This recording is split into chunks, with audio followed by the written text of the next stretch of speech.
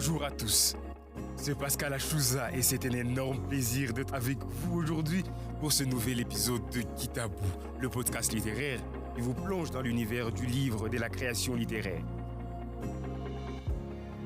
Chaque semaine, nous vous présentons des interviews avec des auteurs, des critiques littéraires, des libraires passionnés et des lecteurs avis. Nous vous partageons des conseils sur l'écriture, la productivité et les marketing littéraires. Nous vous parlons des livres qui nous ont marqués, des tendances littéraires actuelles et des classiques intemporels. Nous vous offrons également des lectures d'extraits de livres et des recommandations de lecture. Car nous croyons que la littérature peut changer nos vies, nous faire voyager dans les temps et dans l'espace et nous aider à comprendre le monde qui nous entoure. Alors, installez-vous confortablement, prenez votre casque et laissez-vous emporter dans l'univers magique de la littérature avec Kitabou. Kitabou. Découvrez les coulisses du livre et de la création littéraire. Auditeurs et auditrices du podcast Kitabou, bonjour. Aujourd'hui, dans ce 5e épisode, j'ai le plaisir de recevoir l'écrivaine et fondatrice de la maison d'édition Africa Mood, Rabia Marouche. Bonjour Rabia. Bonjour Pascal.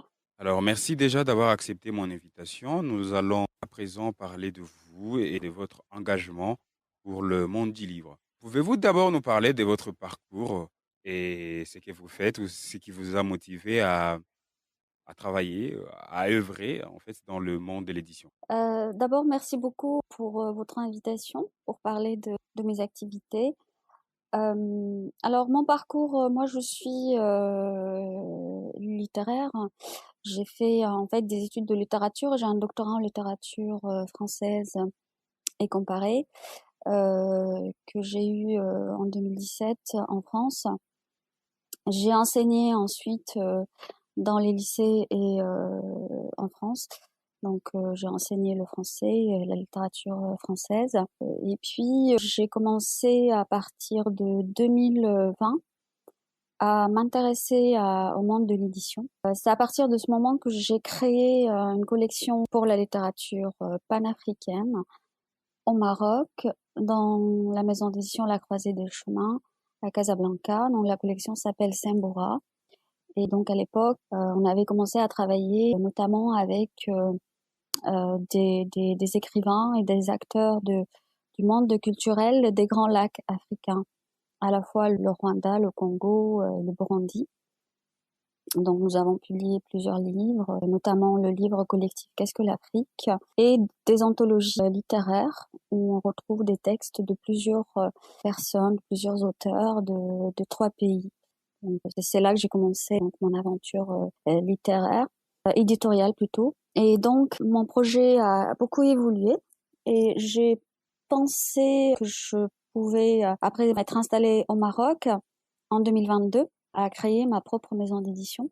Et c'est là que le projet Africa Mood est né. Et donc ça a mis un an avant de démarrer. Nous avons démarré en mars 2023. Édition Africa Mood, on va en parler dans un instant. J'aimerais vous poser une question. Je sais que vous avez répondu en partie, mais quand même, je la remets sur la table. Qu'est-ce qui a inspiré la création de la collection Sembora? Je rappelle que oui, j'ai participé au 4e numéro et j'ai été déjà en contact avec Pourquoi écrire l'Afrique, Mhm. votre ouvrage collectif. Parce qu'il y a Mhm. certains de mes professeurs ici au Congo qui y ont participé. D'ailleurs, j'ai été invité par l'un qui fait aussi partie de Sembora. Ce qui a motivé en fait la création de cette collection, c'est un projet qui était déjà dans les Grands Lacs, Sembora Ferment littéraire, qui a été initié par des acteurs suisses, par la fondation Corimbo. Ce projet était sous forme d'atelier d'écriture qui se déroulait dans les 3 pays, donc vous devez certainement connaître cette histoire. Et puis donc on m'a contacté de la Suisse pour que je crée en fait à partir du Maroc un espace éditorial pour publier tout ce qui était produit dans le cadre de ce projet Sembora Ferment littéraire. Donc c'était à partir en fait de là que l'idée de la collection Sembora est née. L'objectif était d'offrir un espace éditorial professionnel pour publier toutes ces productions, ces textes, et puis offrir aussi la possibilité à des jeunes auteurs de la région de pouvoir publier, leurs ouvrages. Voilà, donc on est parti de cette idée-là et on a fait donc 4 anthologies. Donc l'une d'elles, donc vous y avez participé effectivement, et puis 2 ouvrages collectifs, Qu'est-ce que l'Afrique et Rabat, capitale culturelle de l'Afrique du monde islamique. Et ensuite il y avait aussi 3 romans, je crois, hein, quand j'ai été. On avait publié le roman d'Éric Joël Bécalé, Le coup d'éclat. Donc Éric Joël Bécalé qui vient du Gabon. Puis Je fête donc je suis de Juvenal Ngorwane-Boussa, qui est du Burundi. Percussion d'Angelo Bayok qui vient du Cameroun, un jeune auteur de 19 ans qui vient du Cameroun. Donc en fait le projet au départ est parti des Grands Lacs et puis il s'est généralisé au reste de l'Afrique. Ouais, un magnifique projet auquel j'ai eu le plaisir de participer. Alors, dans nos précédents échanges, vous m'avez parlé d'une collection qui s'appelle Soma. Et j'aimerais que vous nous parliez non seulement de la collection, mais en quoi elle se différencie de Sembura. Alors, Sembora, si vous voulez, c'est un projet que j'ai quitté, donc comme je vous l'avais dit. Mais là, maintenant, j'ai créé cette maison d'édition. Donc, c'est un projet plus grand, plus ambitieux, qui est vraiment axé sur la promotion, la publication de la littérature panafricaine. Donc, c'est ouvert à tous les auteurs, à tous les créateurs de l'Afrique et de sa diaspora. Nous avons donc 7 collections qui portent toutes des noms d'arbres. Le flamboyant pour les fictions, par exemple, le baobab pour les classiques africains, parce que nous avons l'ambition de rééditer quelques titres d'auteurs classiques africains consacrés aux beaux livres, le dragonnier qui est consacré à la littérature jeunesse, et puis Arganier qui est en fait une collection qu'on a intitulée Arganier, les savoirs pour tous, dans laquelle on va publier des textes qui permettent de découvrir des thématiques, des sujets importants comme les droits de l'homme, l'écologie, de façon simple et accessible à tout le monde, avec des livres qui coûtent pas très cher. Et puis il y a la collection dont vous avez parlé, Soma donc en Kiswahili qui veut dire lit, et cette collection, son idée c'est de mettre en valeur des grands noms de la littérature africaine. Donc on l'a intitulé Soma, les grands noms de la littérature africaine, et notre ambition c'est à chaque fois de mettre les projecteurs sur un écrivain, un grand écrivain d'Afrique, et de lancer un appel à texte, donc de faire un ouvrage collectif autour de cette figure pour la présenter tout simplement, présenter son parcours, ses réalisations, ses œuvres. Et cette année, nous avons donc le premier livre de cette collection qui va sortir début 2024 et qui est consacré au grand écrivain et cinéaste sénégalais Ousmane Sembène. Donc voilà, nous sommes en train donc de préparer ce premier livre. Étant sur le continent africain, j'aimerais savoir quels sont les différents défis auxquels vous avez dû faire face, parce que vous avez dit que ça vous a quand même pris 1 an pour lancer Africa Mood. Le monde éditorial en Afrique est un petit peu difficile. C'est Ouais. d'ailleurs le cas dans le monde entier, mais en particulier en Afrique, parce qu'on n'a pas encore une vraie industrie des livres, on n'a pas un marché développé, des circuits de diffusion, de distribution des livres qui soient fiables et solides. Le marché est faible, et puis il y a aussi toute la partie aussi formation au métier du livre. Quand on est éditeur et qu'on veut former une équipe pour travailler, c'est pas toujours évident de trouver des personnes formées pour ces métiers-là, qui soient compétentes dans ces domaines. Tous ces défis, on y pense quand on commence à créer une maison d'édition. Parce que l'objectif, c'est quand même de faire des livres de qualité, mais aussi de pouvoir les diffuser, que les lecteurs puissent y avoir accès. Et nous, dans Africa Mood, comme on est une maison d'édition panafricaine, notre ambition est d'être sur le marché transnational africain, donc de pouvoir distribuer nos livres, du moins dans la partie francophone. Et sur ce plan-là, c'est un vrai challenge, parce que aujourd'hui, dans l'état actuel du marché, on n'a pas de circuit de diffusion. Donc on est en train de travailler là-dessus pour trouver le moyen de faire parvenir les livres, ne serait-ce que aux pays frontaliers, dans la région de l'Afrique de l'Ouest, peut-être un peu vers l'Afrique centrale, et un jour arriver dans les Grands Lacs. Donc c'est notre ambition. Il faut savoir déjà qu'il y a là les grands pays de la francophonie, donc avec plaisir. C'est vrai que c'est très difficile d'avoir accès aux livres ici. Comme vous l'avez dit, l'industrie du livre elle n'est pas vraiment très développée. Alors, moi, il m'arrive de commander un livre peut-être à distance et qu'il ne m'arrive même pas, donc que je les perde comme ça, Mm. sans savoir où est-ce qu'il est passé. Donc c'est très dur, mais en y travaillant, en y mettant d'ici, d'une autre, je vais dire, on va arriver à quelque chose. Oui, tout à fait. Il faut rester quand même, comme on dit, ambitieux et puis optimiste. Je pense qu'il y a moyen de faire des choses si on s'y met tous. Je sais la difficulté pour faire arriver les livres dans les Grands Lacs. C'était déjà le cas quand j'étais dans la collection Sambora. Mais je pense qu'il y a aussi la question des points de vente, des infrastructures, des librairies, des bibliothèques, des établissements scolaires, donc tout un réseau dans lequel on va pouvoir, nous, éditeurs, mettre nos livres à proximité du lecteur. Donc il y a du pain sur la planche, mais il y a aussi un autre moyen qui n'est pas seulement donc cette distribution de livres physiques ou papier, il y a aussi la partie numérique, mais je crois qu'on va en parler tout à l'heure. D'accord. C'est vrai qu'Africa Mood est une jeune maison d'édition, mais j'aimerais savoir un peu quels sont les critères parce que, sait-on jamais, peut-être les auditeurs de ces podcasts voudront soumettre leurs livres à votre maison d'édition. Mais voilà, s'ils ont déjà des critères, je pense qu'ils sauront si c'est vraiment pour eux. Les critères, c'est évidemment toujours la qualité des textes. Nous avons un comité de lecture qui lit et qui sélectionne les textes. Je pense qu'il est important d'offrir aux lecteurs des textes de bonne qualité, littéraire. Donc c'est vraiment le seul critère pour nous. Et ensuite, quand on reçoit un manuscrit, on voit dans quelle collection il va être publié. Donc les lecteurs, ils peuvent nous suivre sur notre site internet édition Africa Mood, Africa Mood édition, pardon. Donc Africa Mood édition au pluriel, .com.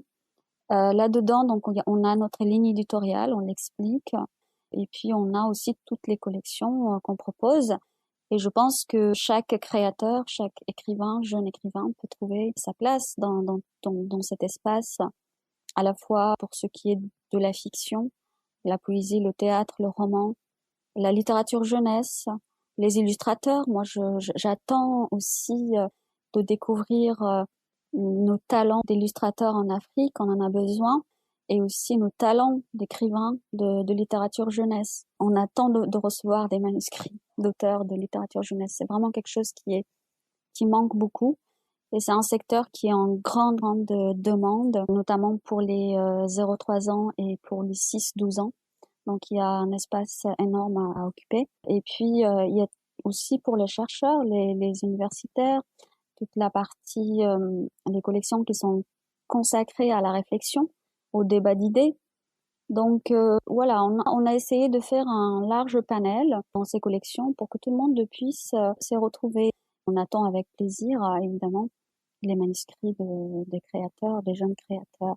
Et on accorde aussi une très grande place, ça c'est très important à dire, aux jeunes créateurs. Les jeunes, il faut qu'ils arrivent à créer, à écrire, s'ils aiment la littérature, s'ils aiment les mots, l'écriture, qu'ils prennent la plume et qu'ils y aillent et qu'ils nous envoient leurs textes. Donc on est réfléchi aussi pour savoir comment les motiver, les inciter à écrire en créant des projets que nous sommes en train de réfléchir avec une maison d'édition qui se trouve en Afrique du Sud, qui a fait des projets un peu similaires aux anthologies qu'on a faites dans Sambora, avec des appels à textes et d'un comité de lecture qui sélectionne les textes. Et à chaque fois, il y a une thématique sur laquelle on écrit. Donc, ils ont une vingtaine de pays qui ont participé, mais c'est en anglais. Et nous, on souhaite lancer, en fait, en collaboration avec cette maison d'édition, un projet comme ça au niveau du continent pour faire écrire les jeunes en français, en anglais et pourquoi pas dans les langues africaines. Ouais, c'est un beau projet. Je suis l'actualité d'Africa Mood à la lettre et j'espère que je ne manquerai pas à l'appel à texte. Ben, on vous attend. Alors, je vais lire pour les auditeurs une petite description de Africa Mood, une petite phrase. Maison d'édition généraliste et panafricaine, notre ambition est de publier des livres de fiction, des réflexions, des littératures pour enfants et pour jeunes. Rabia, vous êtes revenu sur les différentes collections qui portent les noms d'arbres, ce que je trouve vraiment magnifique. Et vous dites que vous voulez former un arbre pour la littérature. Mais ce qui m'intrigue le plus, c'est votre devise. L'Afrique est notre ancrage universel, notre destination. Peux-tu nous expliquer un peu tout ça? Alors, ce qui est des noms des collections, ça vient aussi du nom de la maison d'édition. Parce que Africa Mood, c'est une contraction de deux mots, Africa et Amoud. Amoud en amazigh, qui est ma langue maternelle, veut dire les graines qu'on sème. Et donc, Africa Mood, c'est ça, c'est les graines qu'on qu'on sème et Les qui graines vont, africaines. voilà, exactement, les graines de la création, de la pensée et de l'intelligence africaine qu'on sème dans un espace éditorial et qui poussent et qui font des livres. Et chaque collection est symbolisée par un arbre qui, à terme, c'est ça notre ambition, vont former une belle forêt littéraire. Voilà notre projet métaphorisé sur cette métaphore arboricole, qui est aussi un clin d'œil à notre environnement, à l'écologie, puisque nous avons une collection qui est entièrement consacrée à l'écologie. Et donc, c'est aussi un clin d'œil d'avoir donné tous ces noms d'arbres à nos collections et Africa Mood, les graines pour le nom de la maison d'édition. Pour ce qui est de la devise, donc l'Afrique est notre ancrage, l'universel est notre destination. C'est une façon de montrer que nous sommes à la fois profondément ancrés dans notre continent, dans notre Afrique, dans nos traditions, dans notre richesse culturelle diversifiée, notre oralité, nos légendes, nos contes, et tout ce qui fait la richesse de ce continent depuis toujours et qu'on oublie souvent.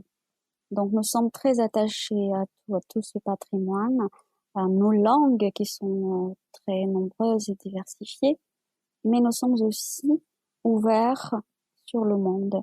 Et notre ambition reste à la fois, comme disait, ça rejoint en fait l'idée du poète, le président Léopold Sédar Senghor, qui disait être ancré dans sa culture, ouvert au reste du monde. Et c'est ça notre ambition. Donc on est dans cette démarche-là qui n'est pas l'enfermement, n'est pas le fait de se barricader dans son africanité, mais de dire que notre africanité même, notre richesse, est universelle. Elle s'inscrit dans l'universel. C'est ça notre idée. Et évidemment, au Africa Mood, bien sûr, on est d'abord prioritairement à l'écoute de nos créateurs sur le continent et sur le reste de la planète, les afrodescendants comme on les appelle, mais on est aussi ouvert à tous les autres créateurs qui souhaitent nous envoyer leurs manuscrits et qui parlent de sujets, de préoccupations qui nous intéressent tous et qui rejoignent notre humanité commune. Ouais, je trouve que c'est beau, cette devise, et que c'est aussi ambitieux. Comme vous le dites, ce n'est pas important de s'enfermer, mais voilà, démontrer à la face du monde la fierté de cette culture africaine que nous avons. Tout à fait. Tout à fait. Donc, c'est ça Ah, l'objectif. d'accord. J'aimerais finir par une petite question qui est, quelle est votre vision en fait de la littérature francophone en Afrique, je veux dire. Alors, ma vision de la littérature francophone euh, donc, moi, je trouve que c'est une littérature qui a un grand avenir. Alors, pour deux raisons. D'abord, on a cette langue, elle est partagée par une grande partie de l'Afrique. Je pense que l'Afrique, elle est parmi les langues qui ont été importées, mais qui sont des langues africaines aujourd'hui, il faut le dire, hein. Il y a le français et l'anglais, donc ils occupent une grande partie. Ça nous permet de communiquer entre nous. Aujourd'hui, on est en train de parler. Je suis au Maroc, vous êtes au Congo et on se parle. On se parle parce qu'on parle en français, c'est notre langue commune. Donc c'est une richesse pour nous. Euh, et je pense que la deuxième raison est que d'après les prévisions de l'Agence internationale de la francophonie, en 2050, le nombre de locuteurs en français va augmenter de façon importante et 80% de ces locuteurs se trouvent en Afrique. Donc l'avenir de la littérature francophone, je pense qu'il sera en Afrique. Et ça, il faut pas que nous, éditeurs et acteurs de la culture, nous l'oublions parce que je le disais il y a pas longtemps à un journaliste qui m'interrogeait sur l'état de l'édition en Afrique, qu'il y a beaucoup de grands géants mondiaux de la littérature francophone qui lorgnent sur notre marché africain et qui commencent à s'y installer parce qu'il y a un gros potentiel. Et donc à nous aussi, eh bien, d'être présents et d'essayer d'avoir une place dans cet espace de la littérature francophone, sans oublier qu'on a nos langues aussi qu'il faudra valoriser, et ça c'est très important, j'y tiens aussi.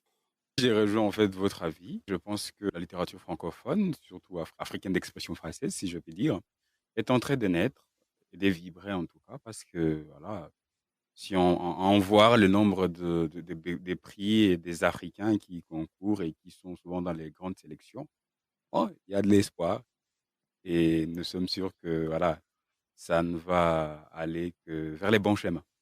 Oui, tout à fait. Donc, comme vous le dites, il y a aussi beaucoup de prix qui sont aujourd'hui, qui sont déjà ancrés. Par exemple, le prix Ivoire, le prix Orange du livre en Afrique.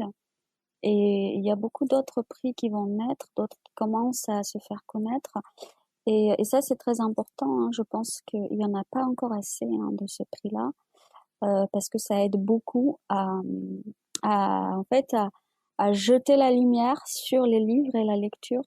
Et c'est des événements qui rassemblent et qui font la promotion de façon importante du livre. Et on en a besoin. Donc ça, c'est très important. Au lieu d'attendre seulement que de voir les prix littéraires à l'étranger qui vont faire émerger des plumes, des noms, des écrivains que nous, on va chercher à lire, on va chercher à trouver leurs livres sur le continent. Et ben pourquoi pas voir de grands prix qui vont aussi mondialement reconnus et qui feront émerger nos propres plumes, nos propres grands écrivains sur le continent. Donc ça, j'en appelle aux institutions qui pourraient porter ce genre d'initiative sur le continent. On en a besoin. Yes. Merci Rabia d'avoir accepté mon invitation. Je rappelle les liens de votre 3W Africa Mood avec un S, Africa Mood édition, je crois, Oui, avec un Africa S, Mood édition en .com. pluriel. Voilà, tout à fait. Et je pense que vous avez une page Facebook Non, pour pour Africa l'instant, Mood. on n'a pas encore de page Facebook, mais on l'aura bientôt. Donc, c'est ce qu'on est en train de développer tout à l'heure que je vous parlais du numérique. C'est très important. Oui. Et on est aussi en train de développer une collaboration avec une plateforme du livre numérique qui se trouve à Douala, au Cameroun. Donc, Made in Africa, qui va nous diffuser sur le continent et dans le monde. En tout cas, Tout à merci fait. pour ce demi-heure que nous avons passé à parler d'objets, d'émissions, parler d'Africa Mood, que j'espère les auditeurs de ce podcast auront le plaisir de découvrir. Merci beaucoup, Pascal.